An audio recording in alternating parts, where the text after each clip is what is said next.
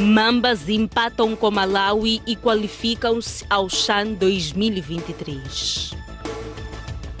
Nampula registra primeiro ataque terrorista no distrito de Herat.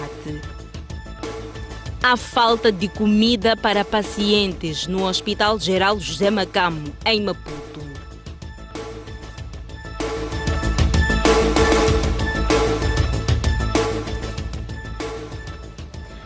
Boa noite. Os Mambas qualificaram-se ao CHAN pela segunda vez. A seleção nacional empatou a 0 no jogo de hoje, diante do Malawi.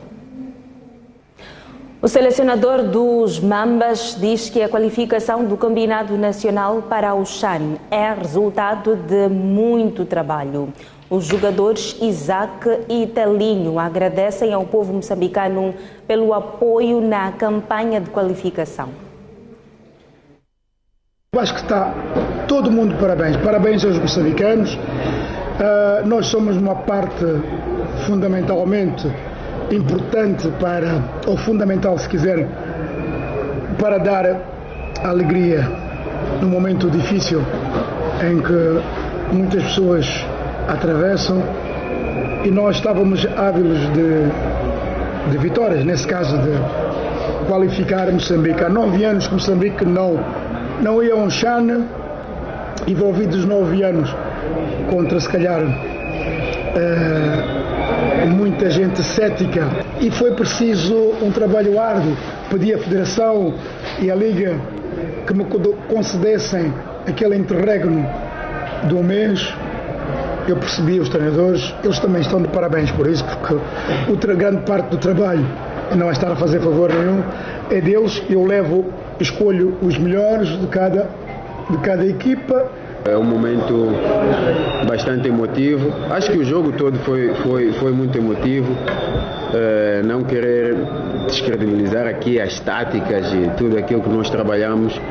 O jogo por si só foi muito emocional, porque sentimos que estávamos muito perto e em algum momento tivemos que abdicar de algumas coisas que normalmente fazemos. Mas o importante é qualificar.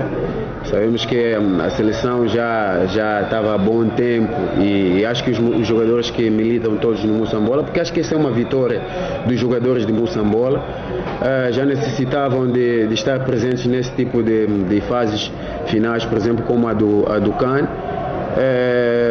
Agora é desfrutar. Temos tempo para nos prepararmos até chegarmos ao CHAN, que só acontecerá em janeiro. Agradecer ao público que esteve aqui hoje presenciar a nossa qualificação. É algo que já esperávamos há anos. Estamos de parabéns todos nós, e agradecer ao grupo que nós criamos durante muitos meses, e é uma família que nós precisávamos de ter, e de mostrarmos aquilo que temos vindo a trabalhar dia após dia. E agradecer ao Mister, que é um grande senhor, que é o senhor que sabe zangar-se com seus filhos, e estamos de parabéns todos. Só continuamos a trabalhar, porque já alcançamos um dos nossos objetivos. Agora já temos outros objetivos, só continuamos a trabalhar. O Presidente da República já reagiu à qualificação dos Mambas ao CHAN 2023. O chefe de Estado diz que o empate consentido pelos Mambas diante do Malawi deve ser encarado como resultado da união de esforços dos jogadores que estiveram em campo, da equipa técnica e de todos os moçambicanos. A Filipe Nunes felicita em especial os jogadores e o selecionador nacional, Chiquinho Conde, pela entrega, determinação e confiança em todos os jogos de qualificação ao CHAN 2023. A província de Nampula registrou o primeiro ataque terrorista na última sexta-feira. Até aqui não há registro de mortos nem feridos. Os insurgentes incendiaram um centro de saúde, uma escola e destruíram casas.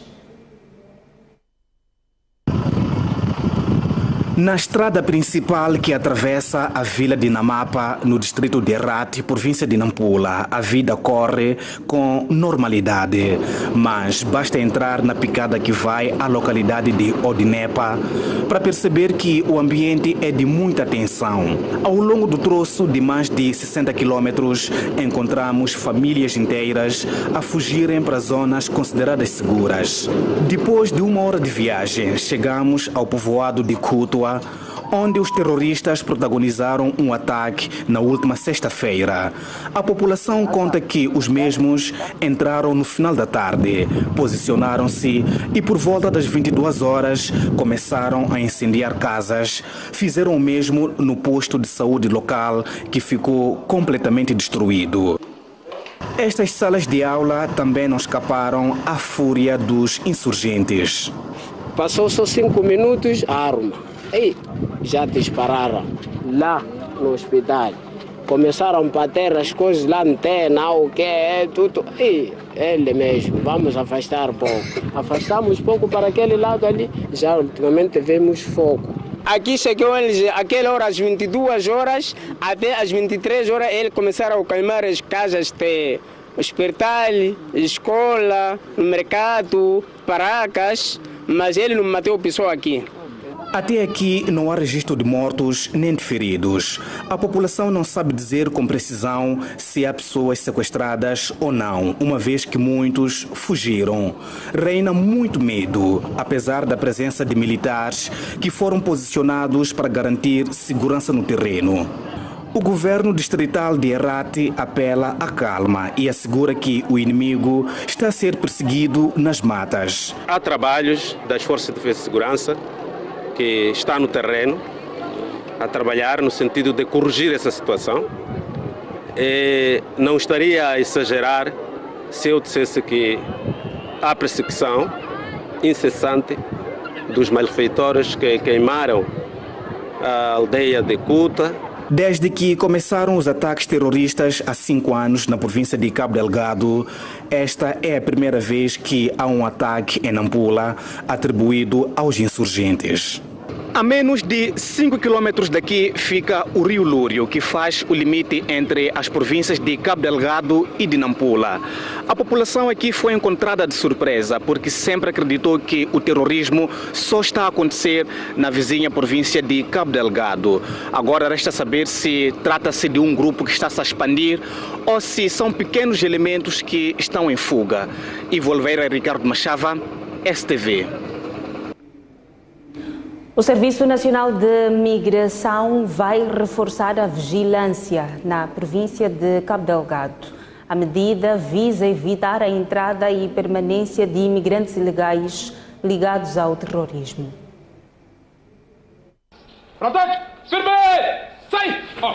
Para evitar a circulação de cidadãos estrangeiros ligados ao grupo armado instalado em Cabo Delgado, o Serviço Nacional de Imigração vai reforçar a fiscalização nas fronteiras e mesmo dentro do país. Neste momento estamos a fazer o mapeamento a nível nacional de todos os estabelecimentos comerciais, residências como condomínios, bombas de combustíveis. Nós queremos fazer uma fiscalização organizada, uma fiscalização que nos permita fazer uma avaliação dos objetivos que nós estabelecemos e não fazer uma fiscalização de forma aleatória. Além do reforço da fiscalização nos pontos de entrada e a confirmação das atividades realizadas por cada imigrante, o Sename continua a preparar o processo de recenseamento de todos os cidadãos estrangeiros que vivem no país.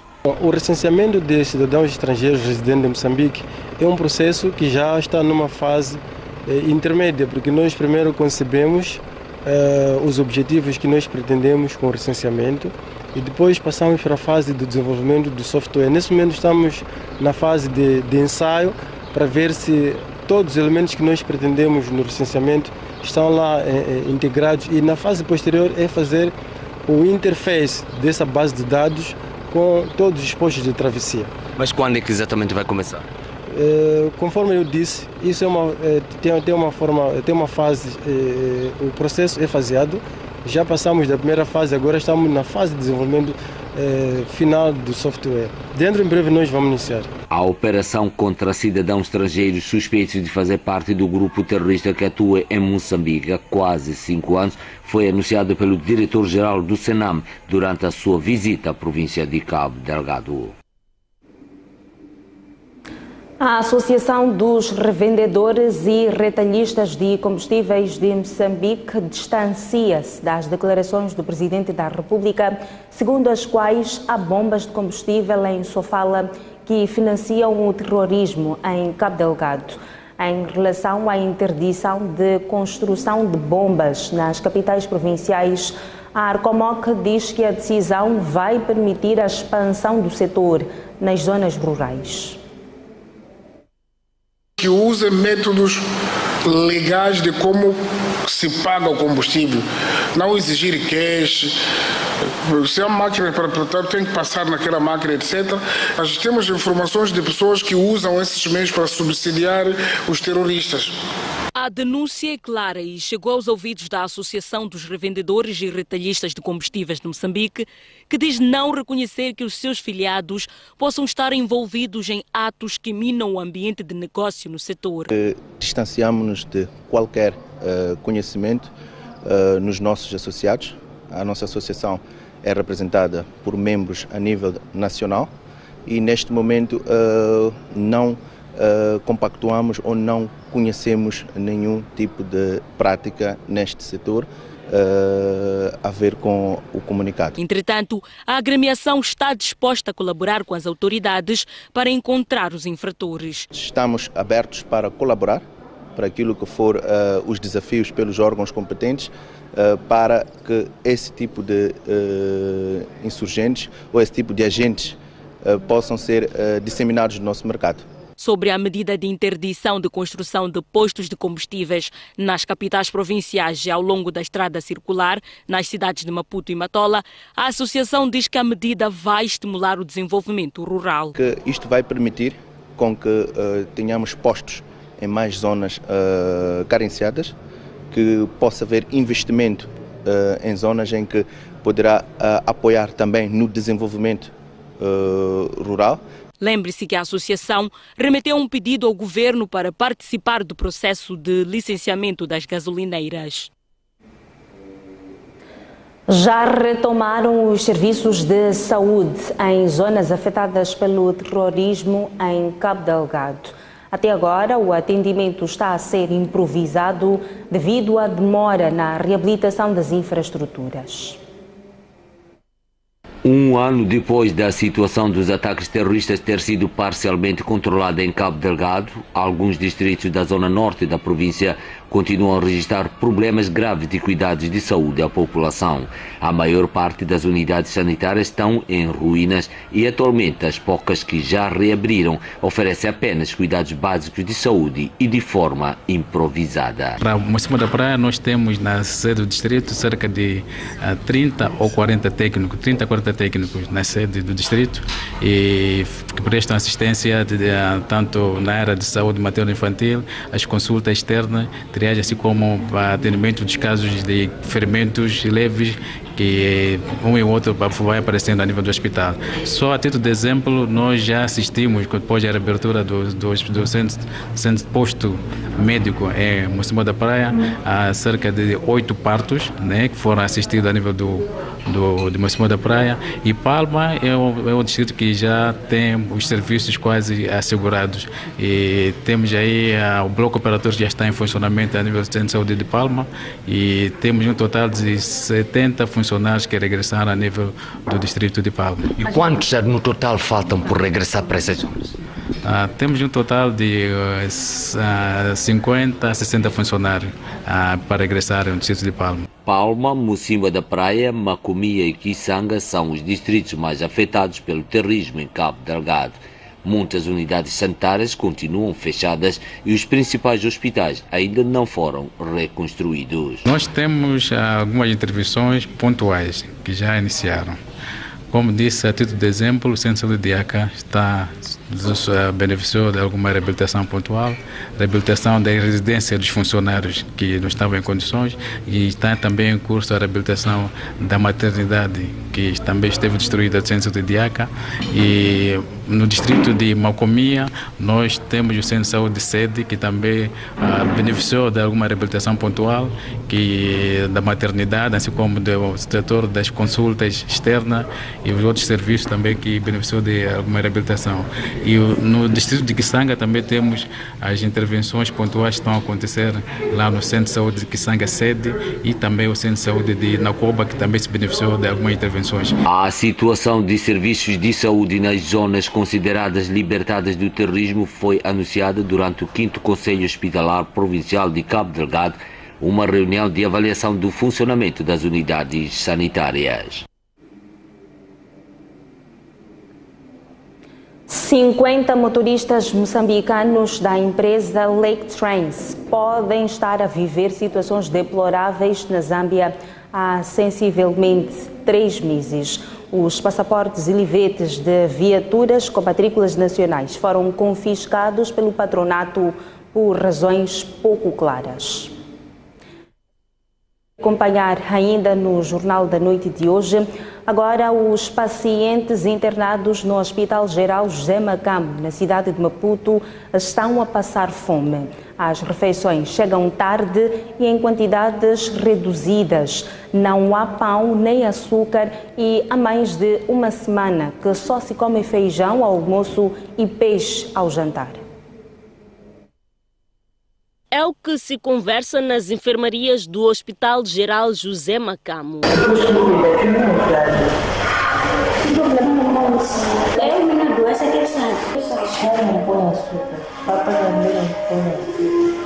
A STV chegou ao hospital depois de uma denúncia feita pelos próprios funcionários. Que primeiramente até tiraram açúcar e agora tiraram pão.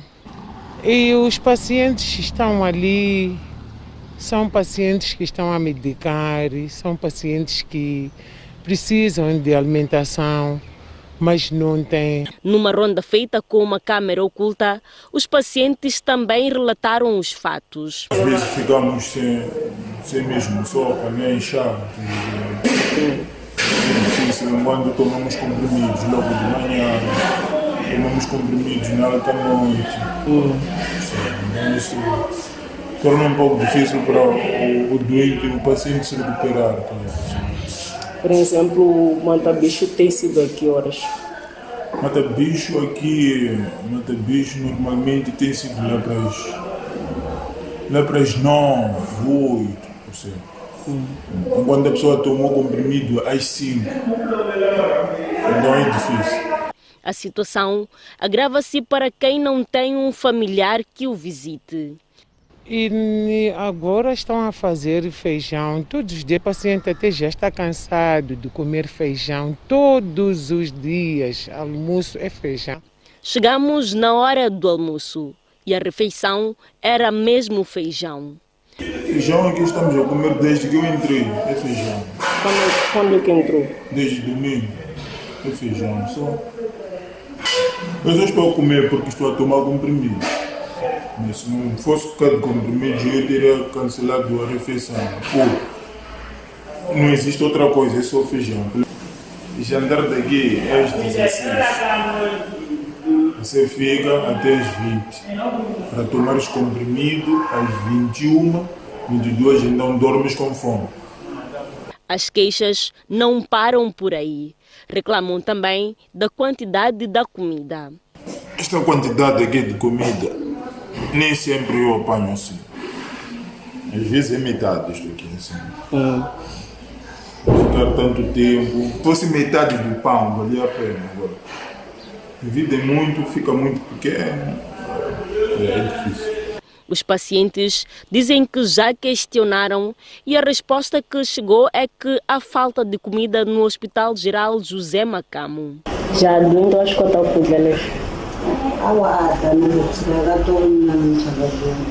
E para que o doente conseguisse comer, a acompanhante decidiu dar um jeito de melhorar o prato com o que sobrou da sopa do mata-bicho. Sem gravar entrevista, a direção do hospital reconheceu que está a passar por problemas financeiros, mas que está a fazer de tudo para garantir que todos os funcionários na escala e os doentes internados tenham o que comer. Um jovem foi baleado pela polícia no distrito de Mogovolas, província de Nampula. A vítima foi encontrada a extrair ilegalmente turmalina, uma pedra preciosa que custa mais de 60 mil meticais.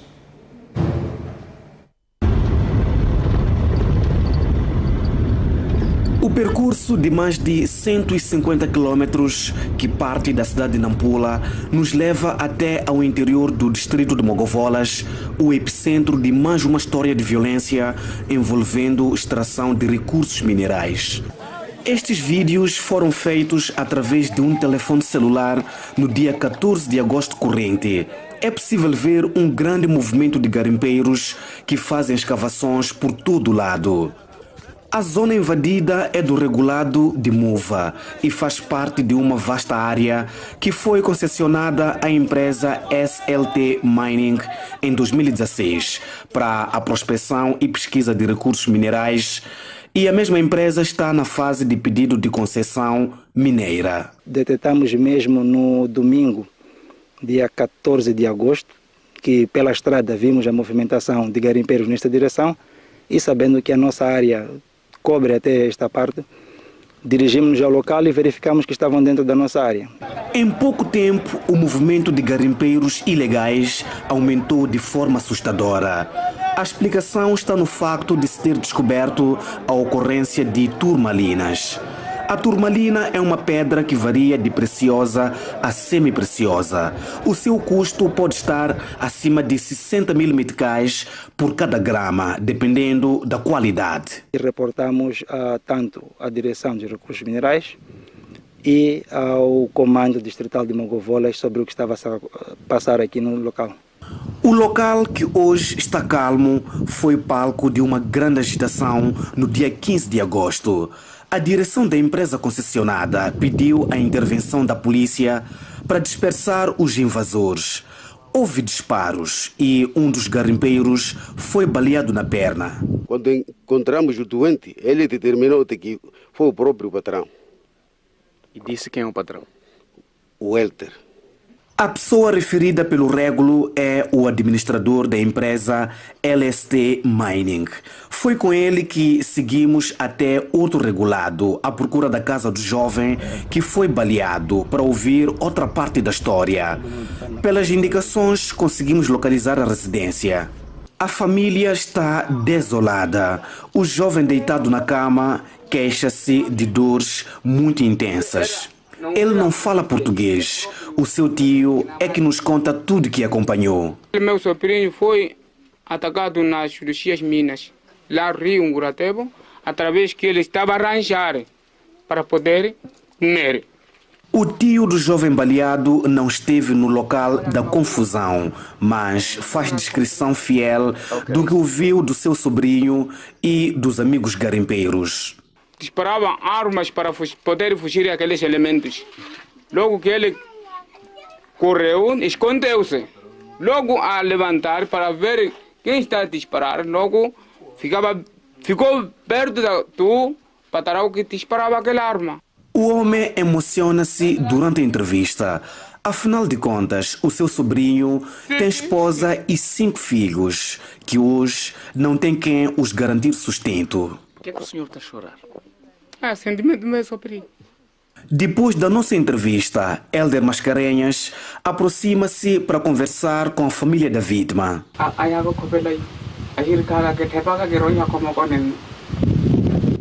Disse foi. Ele reconhece que é o patrão. A conversa foi pacífica, tendo durado quase meia hora. E no meio a toda esta história, há uma pergunta que não quer calar. E o fato de associarem a autoria do disparo com a sua pessoa tem algum sentido? E Por que é que se faz essa associação? Faz-se associação porque durante todo este processo de trabalho realizado eu estava no terreno. Estando lá na primeira pessoa, participei ativamente, estive com a polícia. O caso está a ser investigado pela Polícia da República de Moçambique, que por enquanto não fornece muitos detalhes. Constituiu-se uma equipa composta pela PRM e o CERNIC que está a levar a cabo um trabalho de averiguação com vista a apurar a veracidade de facto. O negócio ilegal de recursos minerais na província de Nampula é antigo e envolve uma grande rede patrocinada por estrangeiros que são chamados de patrões. O Jornal da Noite sai agora para uma curta pausa, mas antes há informação cambial para si que nos acompanha a partir da STV. Até já. De volta às notícias. Hoje foi o último dia da FACIN. Muitas famílias decidiram visitar a feira. Os expositores fazem um balanço positivo e congratulam a organização da FACIN. Neste grupo de visitantes, há crianças de vários países, como é o caso de Iraque, Irão, Índia, Angola, entre outras nacionalidades. O grupo veio visitar a FACIN na companhia do seu professor de Educação Física. For me, I'm very touched and surprised to see wonderful, what can I say, companies participating in this fair. That will be like a very powerful indicators in futures how Mozambique can be a place for great investment in all sectors. Em diferentes corredores da FACIN era notável a presença de famílias que contemplavam a feira. Inês Mindo levou seus filhos para a FACIN para mostrar as riquezas do país. O que nos traz cá, primeiro, é ensinar aos miúdos o que nosso país tem de bom, porque nós temos muita coisa boa. Para além disso, também oportunidades de negócio. Sim. Rita Casimiro também fez o mesmo. Juntou os filhos e sobrinhos e levou-os até a feira em Ricata. Na verdade, o que é que me traz na FACIN? Só vir fazer, divertir os meus filhos aqui, brincarem. Nada mais. Primeira vez que vem à FACIN? Sim, sim. Este expositor moçambicano participa da FACIN há mais de 10 anos. Para esta edição, trouxe uma iniciativa de construção de casas resilientes a ciclones, como mostram as imagens. Esta edição da FACIN foi muito boa, especialmente depois das restrições pela Covid-19. Conseguimos mostrar aqui as salas de aulas que construímos em parceria com a Direção Provincial de Educação, que são salas de aulas resilientes a ciclones, e nisto também conseguimos divulgar aqui uma revolução em habitação de custos controlados, de casas para jovens. E quem está pela primeira vez na FACIN é o Ruanda, que trouxe produtos agrícolas e promete marcar presença na próxima edição. Temos, primeiramente, café do Ruanda, no nome do Gordo Kivu. E temos os outros produtos também, diferentes, chá, e sumo, e os outros tudo que sai na parte da agricultura. E no recinto da FACIN há muita diversão montada para as crianças, entre elas as pinturas criativas em diferentes partes do corpo. A FACIN proporcionou várias oportunidades de negócio aos empreendedores em diferentes áreas, desde a confecção de alimentos, venda de cosméticos, guarnição de viaturas, entre outras atividades. Este é o lado de fora do recinto da Feira Internacional de Maputo, FACIN. Aqui há muitas barracas improvisadas que foram montadas com o propósito de fazer negócio e preparar comidas diversas. Estes espaços são também locais para diversão e brindar a vida. Está tudo perfeito. Até agora está tudo perfeito. Até agora dá para divertir, de conversa. A mesa está recheada. Está recheada. Então quer dizer que, poxa, até nesse exato momento não há motivos de guerra. Eulália Armando transformou seu carro em quiosque para garantir a venda de bebidas. Está a correr de forma normal, estamos a tentar, conviver como gente. Até ainda não tivemos nenhuma confusão, nenhum barulho, está a decorrer de forma muito normal. Como primeira oportunidade, estou a gostar. Está a dar para fazer negócio, ganhar algum dinheiro? Está a dar, está a ser mesmo maravilhoso. Ao ritmo da música, as vendedeiras animam-se e dançam neste que é o último dia da feira. A corrida pelos espaços para montar bancas e quiosques foi tanta na Facim. Por isso, Fáuzia Paulino só conseguiu espaço há 2 dias do fim. Já aqui onde encontrei era só para estacionamento do carro. Já convenci a dona do espaço para eu alugar para podermos vender. E o que pagas por dia? Quanto é que pagas por dia? Não, paguei 2 dias, 1.500. E de ontem para hoje, está a valer a pena? Sim, está. São vários os empreendedores que procuraram ganhar dinheiro com a Facim, como é o caso da Sandra Manjate, que veio vender cosméticos. Foi uma experiência boa, deu para estar, deu para vender um pouco, ganhar alguma coisa. Mas acredito que se estivesse lá dentro, teria feito mais, E não foi lá para dentro por quê? Não tive espaço. Não tive espaço, comecei a procurar as inscrições já tarde. As vozes ouvidas fizeram um balanço positivo e querem marcar presença na próxima edição. A eletricidade de Moçambique precisa de mais de 6 mil milhões de dólares para financiar projetos de ligação de energia nos distritos do país. A construção da barragem de Mpandancua é um dos pacotes que mais precisa de investimento. No 5º dia da edição 57 da Feira Internacional de Maputo, Facim, as empresas ligadas ao setor de energia discutiram sobre as oportunidades de investimento. A eletricidade de Moçambique tem necessidade de expandir a energia para vários distritos e apresentou projetos que precisam de financiamentos de mais de 6 mil milhões de dólares. Olhamos para Mpandancua como aquele que é o maior projeto ou a grande questão que temos como país, mas como região também, com um investimento total de cerca de 4,5 bilhões de dólares. Portanto, este valor que aqui está exposto é só para a parte da linha, cerca de 3 bilhões de dólares. A EDM tem também em carteira projetos de energia renováveis. O projeto piloto foi o Dondo, neste momento avança para a fecho financeiro. Contamos que até o final do ano passemos para a fase de construção. Os outros 2 projetos solares, Manje e Lixinga, 30 megawatts cada, brevemente faremos o lançamento da manifestação de interesse.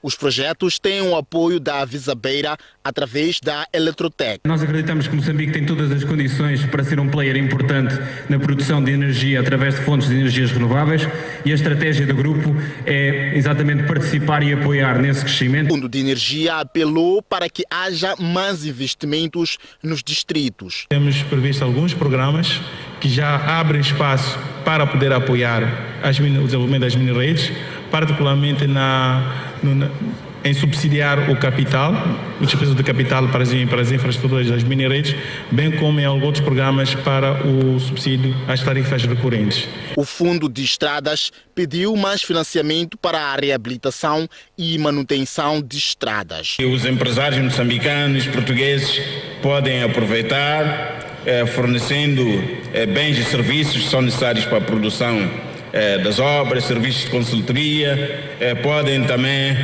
se posicionarem como empreiteiros, portanto, para estas obras. Para a Montegil, o investimento em estradas e linhas férreas é crucial para a cooperação entre os países. Entendemos que haverá novas oportunidades a nível de mineração de carvão. Estando Moçambique bem posicionado, à medida que tem uma das maiores reservas de carvão, estamos a falar de 2,4 bilhões de toneladas de carvão de reservas não exploradas. Os níveis atuais de exploração dos 4 produtores é de apenas 17 milhões de toneladas por ano. Os intervenientes falavam no Fórum de Negócio e de Investimentos Moçambique-Portugal, na FACIM. A vice-ministra da Indústria e Comércio diz que Moçambique tem condições económicas para aumentar o volume de investimentos de Portugal. Ludovina Bernardo falava no Fórum de Negócio e de Investimento Moçambique-Portugal. Quadro legal, setores prioritários e oportunidades de investimentos em Moçambique foi um dos temas da abertura do Fórum de Negócios e Investimentos Moçambique-Portugal na FACIM. Coube a vice-ministra da Indústria e Comércio de Moçambique e ao secretário de Estado da Economia de Portugal apresentarem as oportunidades de investimentos nos dois países. O governo moçambicano define como setores estratégicos para o desenvolvimento do país a agricultura, a indústria, infraestruturas, energia, recursos minerais e turismo, entre outros. Através destes setores estratégicos, o governo pretende promover a transformação estrutural da economia. O governo português continuará certamente a dar prioridade ao estabelecimento de relações de excelência com os países amigos, como Moçambique, contribuindo para o crescimento do comércio e do investimento bilateral. A Agência para a Promoção de Investimentos e Exportações, APEX, falou do quadro legal, dos incentivos fiscais e outros benefícios que atraem investimentos estrangeiros. Quais são as garantias que oferecemos a investimentos estrangeiros? Estão aqui elencadas. Em primeiro lugar, a proteção jurídica da propriedade sobre os bens e direitos, incluindo os direitos de propriedade industrial, compensação em casos de expropriação. Portanto, ainda não tivemos casos desse, mas a lei prevê situações dessa natureza, que haja uma compensação. Transferência de fundos posterior. Quem investe em Moçambique, qualquer investidor estrangeiro que investe em Moçambique, tem esta garantia de cumprir as suas obrigações, terá sempre o direito de poder repatriar os seus lucros e dividendos. E da parte da ICEP, Portugal tem a obrigatoriedade de tirar maior proveito do ambiente de negócios em Moçambique. Portugal e Moçambique só têm a ganhar no aprofundamento das relações económicas e estou certo que esta cimeira irá fazê-lo. E estou certo que os laços de amizade também serão reforçados. Nos últimos 5 anos, Portugal investiu em mais de 120 milhões de euros, o que contribuiu para gerar mais de 4 milhões de empregos. E é o 4º país na lista dos 10 maiores investidores do país.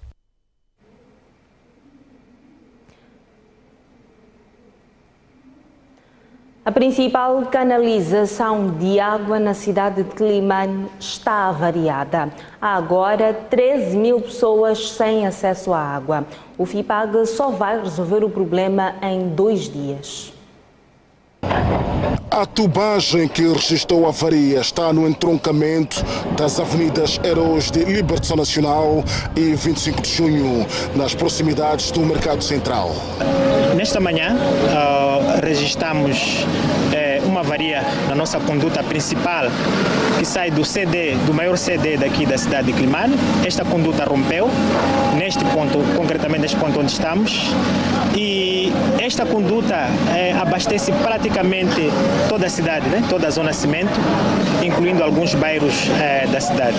Estamos a falar em média de 21 bairros que neste momento estão afetados e que em termos de reposição, contamos em repor a conduta dentro de 48 horas. Os técnicos estão desde o início da manhã deste domingo. Vão trabalhar ao longo da noite adentro para a reposição da tubagem. O diretor do FIPAG em Quelimane falou dos prejuízos. Em termos de perdas, podemos avançar, contando com esses dias que nós vamos ficar parados sem poder abastecer, podemos falar de uma média de 5 milhões de meticais em termos de perdas. E em termos de reposição, estamos a avaliar também uma média de 6 a 7 milhões de meticais dos danos, porque é um trabalho extremamente delicado em termos de reposição, como já avançava, e que não temos um momento certo de conclusão, mas estamos a avançar em termos de 48 horas para a devida reposição. Então, o nosso conselho é este: fazer-se o uso racional da água que os clientes têm neste momento. Refira-se que a tubagem que registrou a avaria é de fibrocimento, colocada na era colonial, carece de requalificação. Já retomou a circulação o comboio que liga Maputo ao distrito de Chiqualaquala, província de Gaza, a cerca de 2 anos depois de uma paralisação provocada pela Covid-19. A transportadora Caminhos de Ferro de Moçambique diz que a retoma visa dinamizar a vida da população. É o anúncio da retoma da ligação ferroviária entre a cidade de Maputo e o distrito de Chiqualaquala, na província de Gaza, 2 anos depois da interrupção. A partir da estação central dos Caminhos de Ferro de Moçambique, na cidade de Maputo, Helena Pedro sente-se mais segura em viajar de comboio com a sua família, cerca de 500 quilômetros com destino a Chiqualaquala. Bom, né? Porque viajar do comboio é seguro.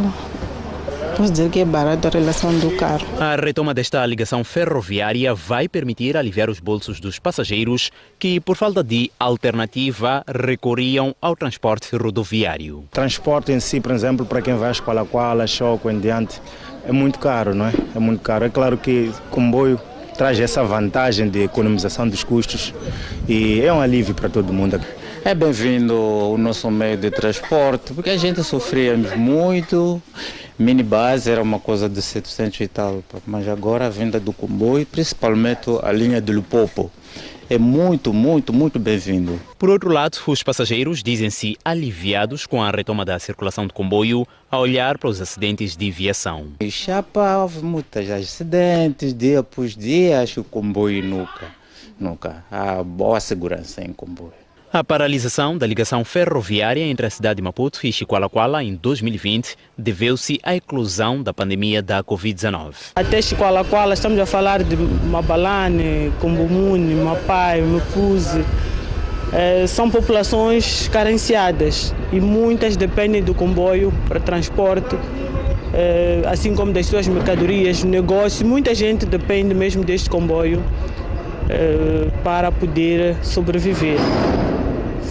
Foram tempos difíceis, já tivemos a aproximação de várias pessoas a pedir a retoma deste comboio. E a sua retoma foi possível por meio da aquisição de mais carruagens que permitem transportar cerca de 1.800 passageiros. É um comboio que também tem primeira e segunda classe, Chiqualaquala faz fronteira com Zimbábue. Notamos também muitos estrangeiros neste comboio, alguns em turismo, outros em negócio. E em algum momento quebrou-se essa ligação desses passageiros que iam em turismo ou em negócio, vinham para Moçambique ou iam para o Zimbábue. Este ano, a empresa Portos e Caminhos de Ferro de Moçambique adquiriu outros 90 veículos que serão distribuídos pelo país. O Jornal da Noite sai agora para uma curta pausa, mas antes a informação do tempo para o dia de amanhã. A previsão de altas temperaturas e sol um pouco por todo o país. Maputo 35 de máxima e 16 de mínima. Xai-Xai 33 de máxima e 17 de mínima. Em Inhambane a previsão de céu ligeiramente limpo, uma máxima de 29, uma mínima de 18. Avançamos agora ao centro do país. Começamos por Beira, 28 de máxima e 15 de mínima. Chimoio 30 de máxima e 13 de mínima. Climane também uma máxima de 30 e uma mínima de 17. Tete vai atingir o pico de todas as capitais provinciais com uma máxima de 36 e uma mínima de 19. Seguimos ao norte do país, começamos por Nampula, continuação de altas temperaturas e sol. Nampula 31 de máxima e 18 de mínima. Lixinga 27 de máxima e 9 de mínima. Pemba em Cabo Delgado, céu ligeiramente limpo, 28 de máxima e 20 de mínima. Até já.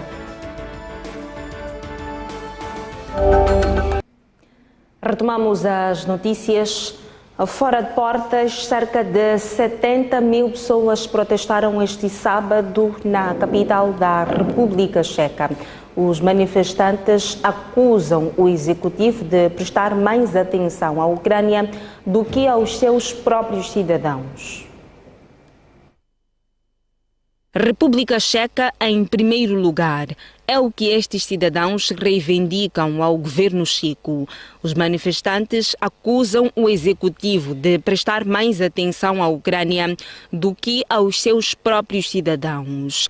Os manifestantes criticam ainda as políticas orientadas pelo Ocidente e pela Organização do Tratado do Atlântico Norte, NATO.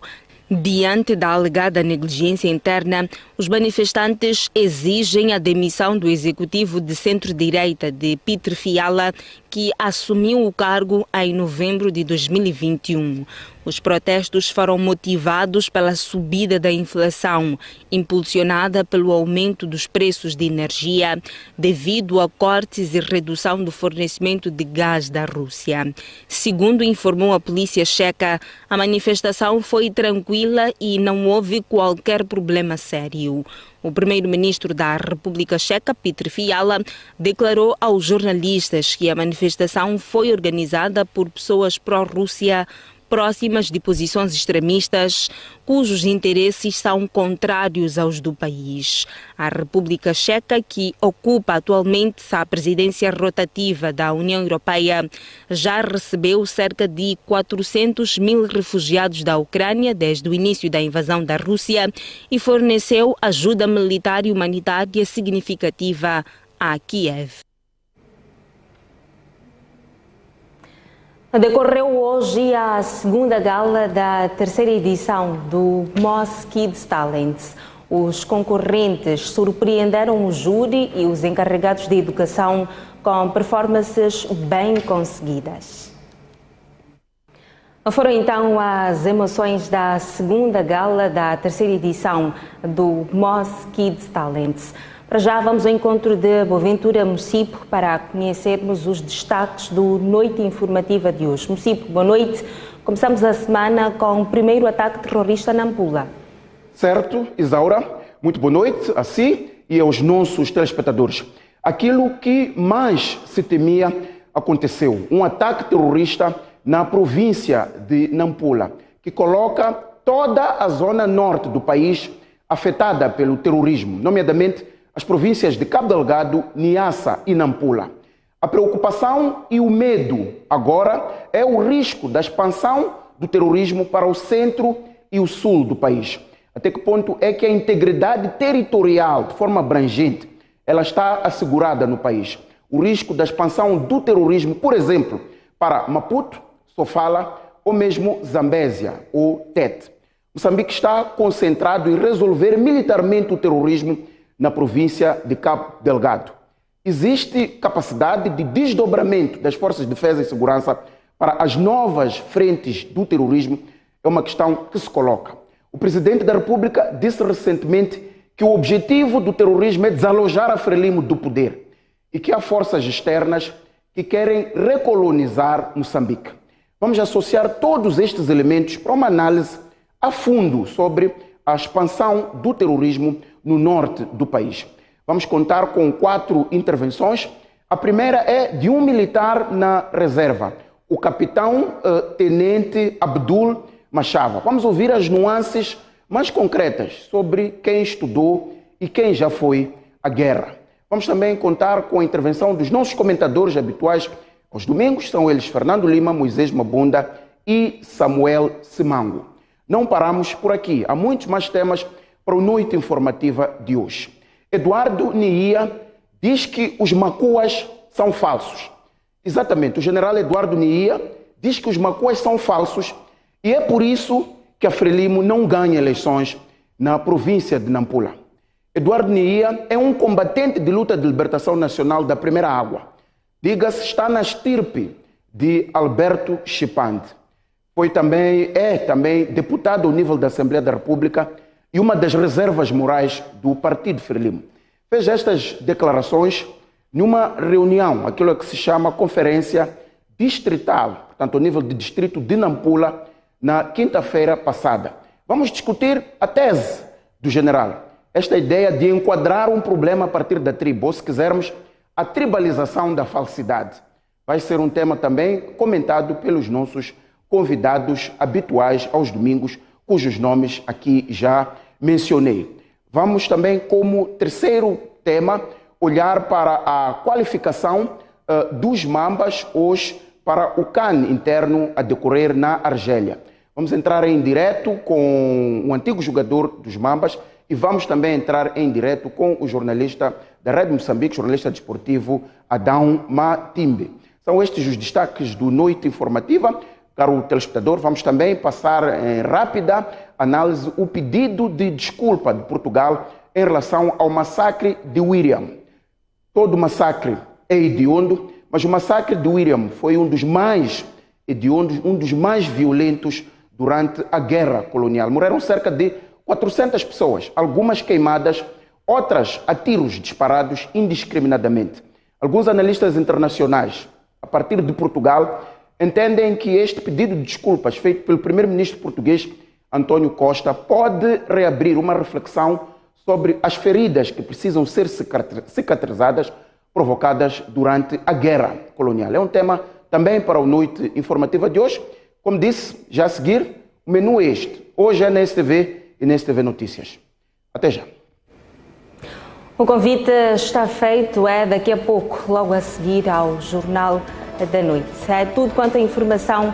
Obrigada pela atenção dispensada. Voltamos amanhã, à mesma hora. Boa noite, bom início de semana.